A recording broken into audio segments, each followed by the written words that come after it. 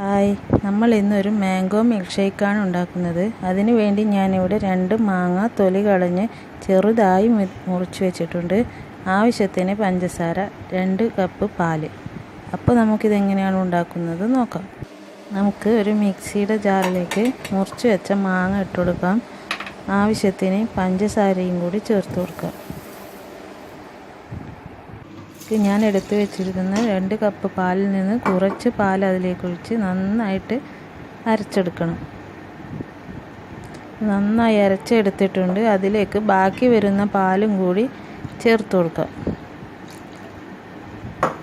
ഇതും നന്നായിട്ടൊന്ന് അടിച്ചെടുക്കണം.